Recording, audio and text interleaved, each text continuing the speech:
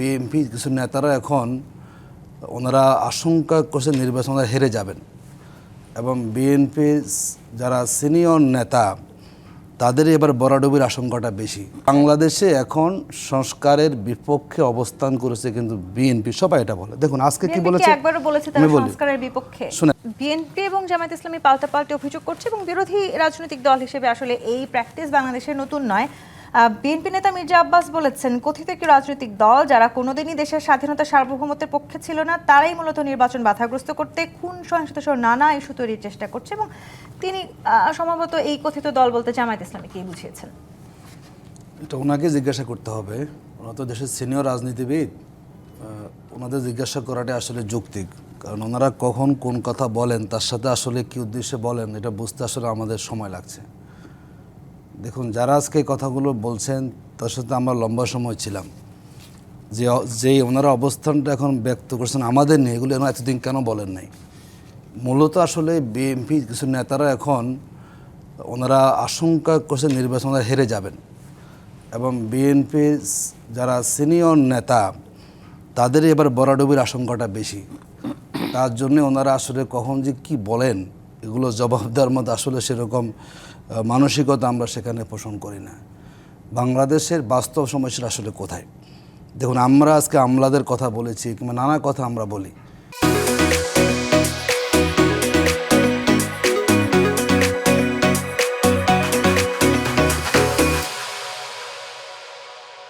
বাংলাদেশে যদি আপনি রাজনীতি সহ আমলাতন্ত্রের প্রভাব থেকে বেরিয়ে আসতে চান অবশ্যই বাংলাদেশের রাজনীতির গুণগত পরিবর্তন আনতে হবে। সেই গুণগত পরিবর্তন আনতে আপনাকে সংস্কার প্রস্তাবগুলোকে আপনাকে বাস্তবায়ন করতে হবে।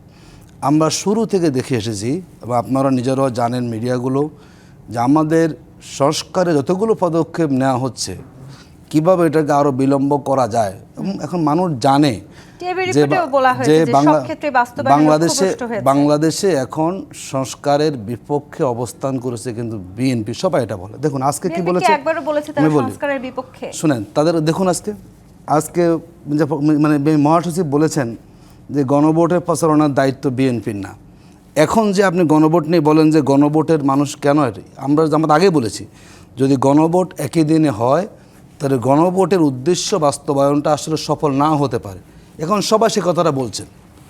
আমরা দেখলাম এখন মাঠে ময়দানে, তখন আজকে এক নেতা বলছেন তিনি কৃষক দল করেন যে হাঁ ভোটে যদি হাঁ জয় হয় তাহলে সংবিধানে বিসমিল্লাহ থাকবে না।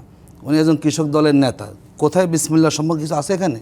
তার মানে বিএনপি সরাসরি বলতে গেলে ওনাদের কিছুটা অসুবিধা হয়, কিন্তু পরোক্ষভাবে ওনারা চাচ্ছেন যাতে করে গণভোট কখনো হাঁ জয়যুক্ত হতে না পারে।